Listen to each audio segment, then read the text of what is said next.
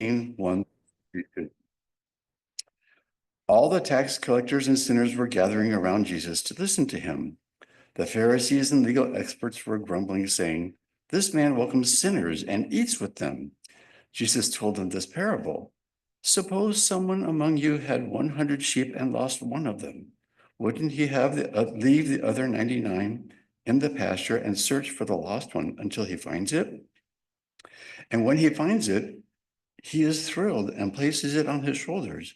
When he arrives home, he calls together his friends and neighbors, saying to them, 'Celebrate with me because I found my lost sheep.' In the same way, I tell you, there will be more joy in heaven for one sinner who changes both heart and life than over 99 righteous people who have no need to change their hearts or lives. Or what woman, if she owns 10 coins and loses one of them, won't light a lamp and sweep the house, searching for her home through her home carefully until she finds it? When she finds it, she calls together her friends and neighbors, saying, 'Celebrate with me because I have found my lost coin.' In the same way, I tell you, joy breaks out in the presence of God's angels over this one sinner who changes both heart and life." Jesus said, "A certain man had 2 sons. A younger son said to his father, 'Father, give me my share of the inheritance.' Then the father divided his estate between them, and soon afterward, the younger son gathered everything together and took a trip to a land far away. There he wasted his wealth through extravagant living. When he had used up his resources, a severe food shortage arose in the country that he lived in, and he began to be in need. He hired himself out to one of the citizens of that country, who sent him to his fields to feed pigs. He longed to eat his fill from what the pigs ate, and no one gave him anything. When he came to his senses, he said, 'How many of my father's hired hands have more food more than enough food, but I'm starving to death. I will get up and go to my father and say to him, Father, I have sinned against heaven and against you.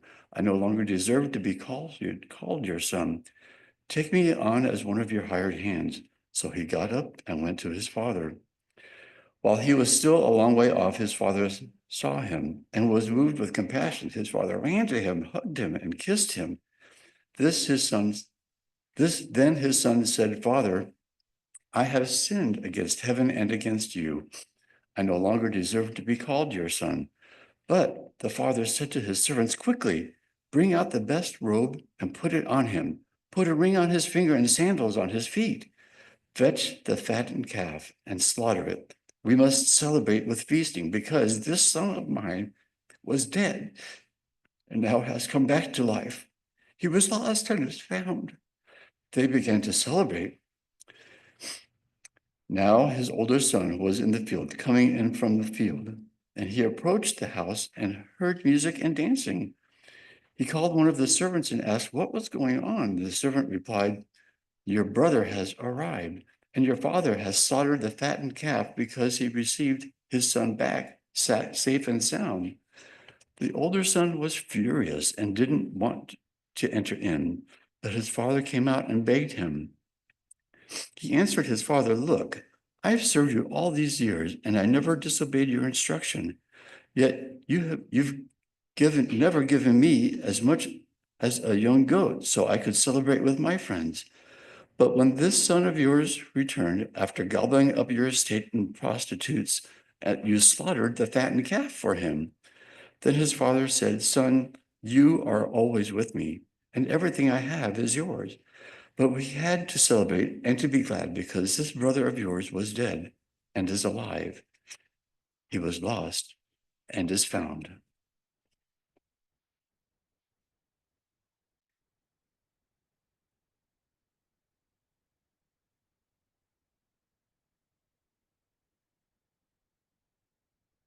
Our Lenten journey with Jesus continues toward Jerusalem. And Jesus again speaks of changed hearts and lives 3 times. This is the third Sunday in a row that comes up. Changed hearts and lives. Jesus' message for changed hearts and lives is that God's love knows no borders.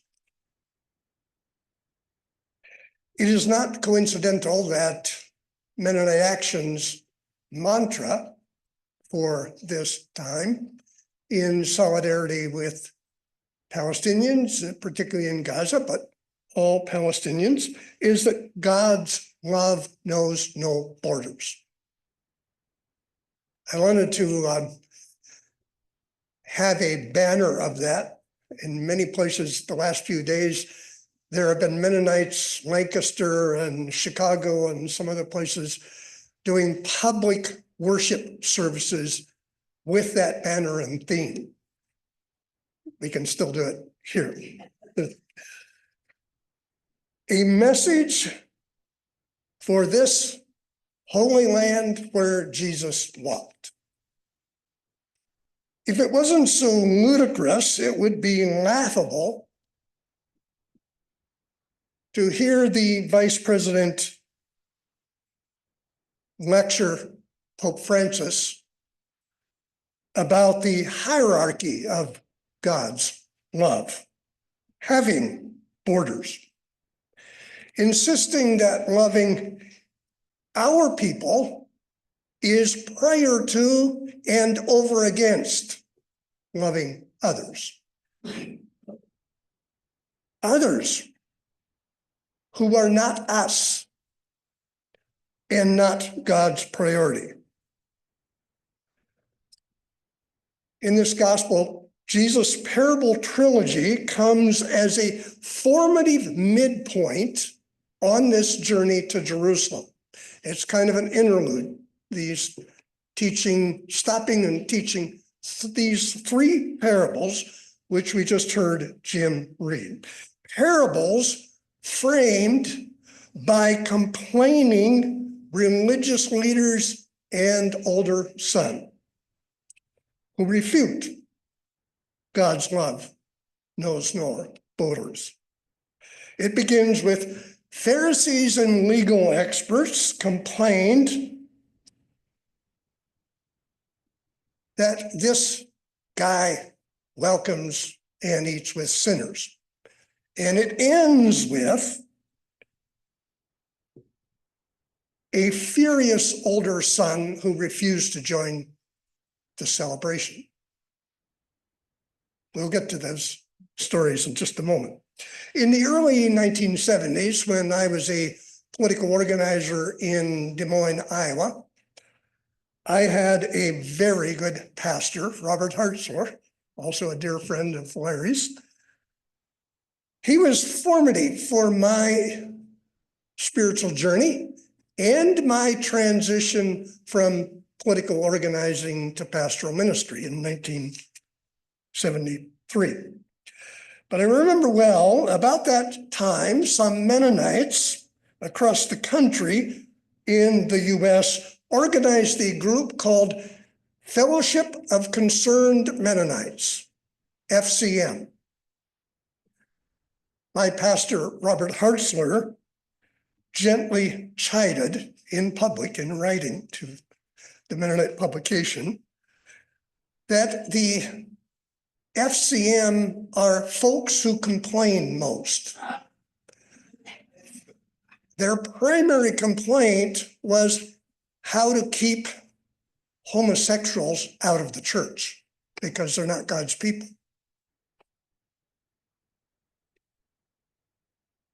Robert Hartzler taught me well. Jesus' parable trilogy here in this formative midpoint takes us and forms us in that way. Jesus does not lay down the law or rattle off rules or bless insiders against outsiders. Jesus knows that God created story-formed people and story-transformed people. So he often told stories. The first two parables are very concise and brief and lead to the longer parable. A shepherd has 100 sheep One gets lost and the shepherd searches for the lost sheep until finding it. And then putting it on his shoulders, rejoices and brings it back to the flock. But that's not the end of the story. What does the shepherd do? Calls family and friends together and celebrates because a lost sheep is found. A woman has 10 coins and loses 1 coin. What does she do? Lights a lamp and searches to finding it and rejoices at finding a lost coin. She calls family and friends together to celebrate. The essence of both parables are that everyone is welcome here. This week, the Wasmuth Center for Human Rights in Boise, your wonderful, wonderful resource, offered support to a teacher in a school district who dared to post a sign in her classroom, "Everyone is welcome here." The Wasmuth Center for Human Rights Director, Christina, whom I've gotten to know and appreciate so much, along with the other staff there, met with the Ada County Superintendent to publicly promote "Everyone is welcome here." Tomorrow, the Wasmuth Center is giving away yard signs with that on it, free for everyone who will pick up one and put it in their yard. Why? God's love knows no borders. We now come to the big parable, and one of the best known parable, the prodigal son. 2 people have formed me over the years in this parable. Henri Nouwen, a spiritual guide, in his book, The Return of the Prodigal Son, A Story of Homecoming. I have spent 2 retreats with Henri, one speaking on this parable. The other is biblical scholar Kenneth Bailey. Bailey lived and taught for 40 years in the Middle East, trying to understand the Bible from within its own culture. My first journey to Palestine in March of 1987 took me to Jerusalem, the Jerusalem Center for Biblical Studies. And I didn't know Kenneth Bailey at that time, but he spent hours with us, teaching us this story in that context at the Jerusalem Center for Biblical Studies. There is a Middle Eastern understanding and interpretation, and I want to share some of that with you. Bailey was also our keynote speaker 10 years later in 1997 at the Festival Gathering of Biblical Storytelling, which I've been a part of, and taught us this story for hours at that time as well. So the prodigal son comes in 4 scenes. So I'm going to take you through those 4 scenes. Scene 1. Jesus begins by painting a word picture of context and characters. And Jesus is an amazing storyteller. It's so concise and every word means something. A certain man had 2 sons. A younger son demanded of his father, "Dad, give me my share of the inheritance." So Dad divides the inheritance between his sons. Such a simple story, right? But it gives 3 clues in that simple opening of extreme disrespect and violation of social and cultural religious mores, especially in Middle Eastern family and society. 1 clue: younger brother disrespects older brother by demanding his inheritance now. He disrespects his older brother, who is the primary inheritor of the family assets. 2, even worse, the younger son disrespects his father. By demanding inheritance now, he is telling his father, Dad, I can't wait till you're dead and wish you were already dead. I want what's mine, and I want out of here. And the third clue, father takes unheard of action, disrespecting this whole system by dividing his inheritance between his 2 sons, and he's still living.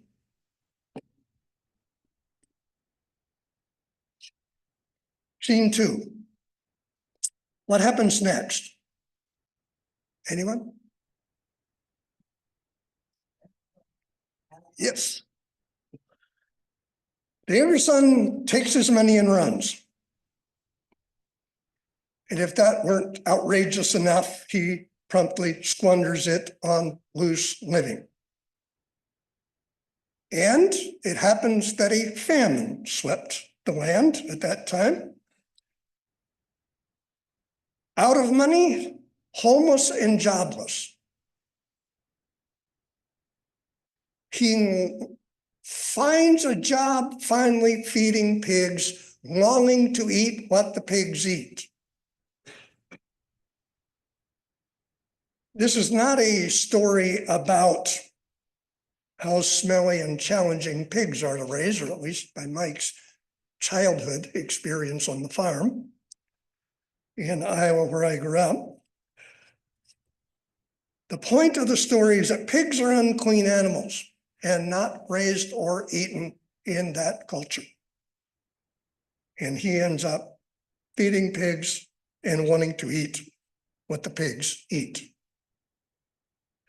What an outrageous child, deserving his plight, worthy of being disowned.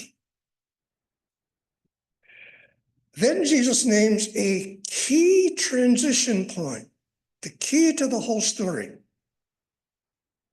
the pivot point of the story, and puts it again so succinctly and simply. When he came to his senses, the wayward one awakens to lost community and connection, a consciousness of disconnection that is taking a toll on his life. And in that sort of growing awareness and consciousness, this inner dialogue begins to happen within him, an inner dialogue deepening his inner awareness. And he said to himself, my father's hired hands have more than enough food to eat. And here I am eating with pigs. And then it grows. His inner awareness and dialogue forms a homecoming speech. I will get up and go to my father and say, I sinned against God and against you. I no longer deserve to be called your child. Just take me back as one of the hired hands. And he gets up to go home. Scene 3. Now the story shifts from wayward child to loving parent. While he was still a long way off, his father saw him. All the while this child is gone, a loving father is looking longingly to the horizon for his son.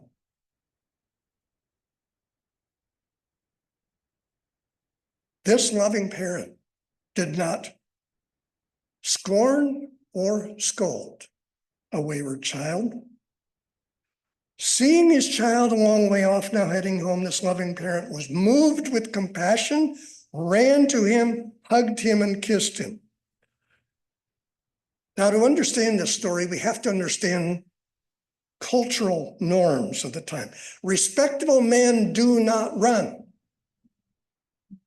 And they cannot run with long flowing robes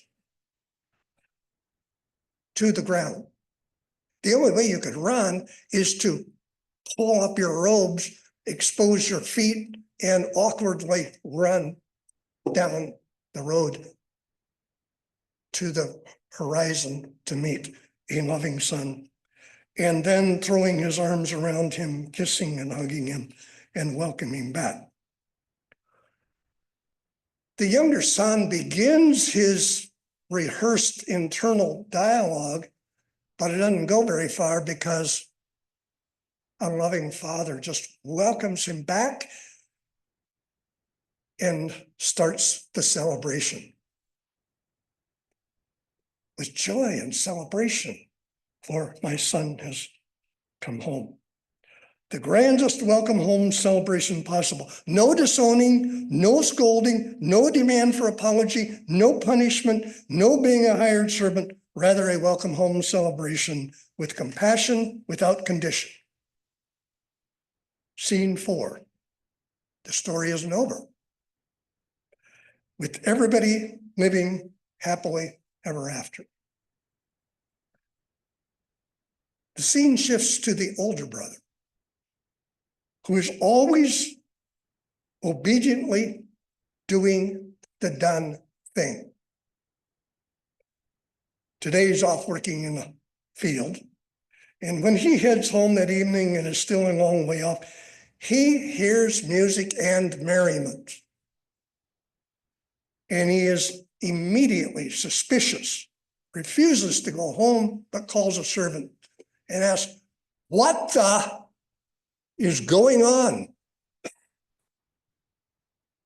And the servant explains, "Your younger brother came home and your dad's throwing a party and celebrating because he's back again."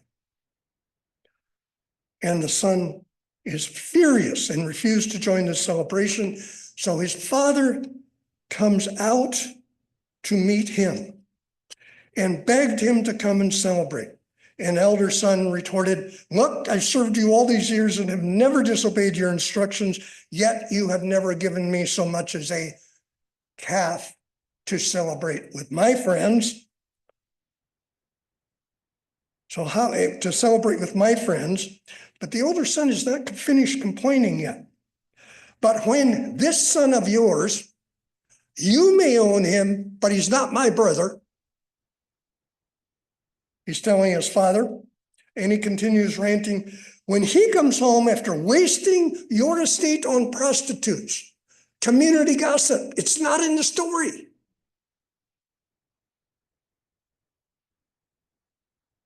His disowned brother. And his father pleads, "Son, you're always with me. Everything I have is yours. But your brother came home and we have to celebrate together." Father won't let son dismember his brother. Your brother was dead and is alive. He is lost and is found. What an amazing story Jesus tells for folks who complain most. God, whose love knows no borders. Warning to good religious people.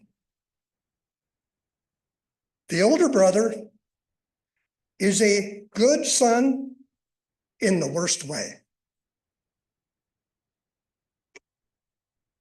How often is there temptation to be the good child in the worst way? Even in a time like this, especially in a time like this, we celebrate and be glad and welcome everyone into God's reign on earth as in heaven. Confronting the current madness of deadly political choices, many of you joined the public protests this week and for a while now against regimes of death in solidarity with each other and vulnerable people. Even in protest, we celebrate and be glad because we know that God's love knows no borders. Every Saturday, the Mennonite Church publication Anabaptist World puts out on email some news of the week and so on. There were 2 yesterday that are worth noting today. Yesterday, the Anabaptist World included a story about Mennonite Church executive Michael Danner explaining why Mennonites went against our norm, the principle of not suing and joining a lawsuit against the United States Homeland Security to oppose deporting migrants because God's love knows no borders. Also yesterday, Anabaptist World included an interview with Mennonite pastor, scholar, writer, activist Isaac Villegas from Durham, North Carolina,